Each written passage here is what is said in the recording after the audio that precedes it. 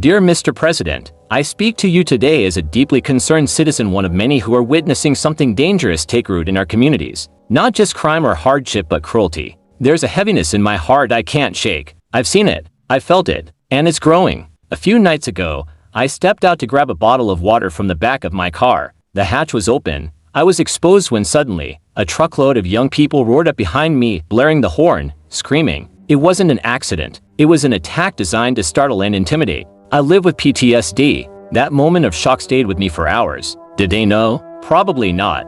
But the real question is, did they care? Then, I heard a story that chilled me to the bone. A homeless man someone known in our community was asleep on the sidewalk. A group of young people thought it would be funny to take selfies with him. That alone is dehumanizing. But it didn't stop there. They chased him, they beat him, and in an act of pure cruelty, they threw him into traffic. He was hit by a car, and what shook me even more, the indifference. No outrage, no public mourning, just silence. This is where we are. There's a red truck that's been seen terrorizing homeless individuals in our area, revving engines inches from them, pretending to run them over. For what? A laugh, power, and it continued. That same group wore another like it returned one night, surrounding my car and shining bright lights into my home for hours. I was alone. I was afraid. I was reminded how easily cruelty turns into control. Mr. President, what's happening to us?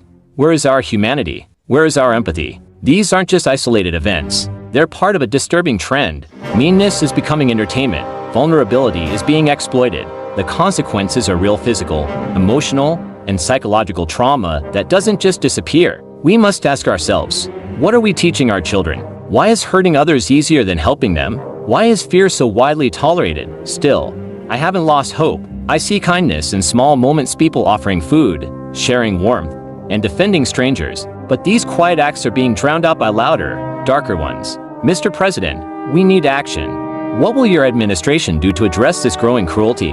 How can we invest in empathy, in education that humanizes, in mental health services, in protections for the vulnerable? How do we hold people accountable not just in courtrooms, but in our culture? This isn't just about politics. It's about who we are as a people. We need leadership that reminds us that compassion is strength, not weakness. That reminds us that dignity belongs to everyone, housed or unhoused, whole or hurting. I'm asking you to help us shift the tide before more people are hurt, before more lives are lost, before the light in our communities fades completely.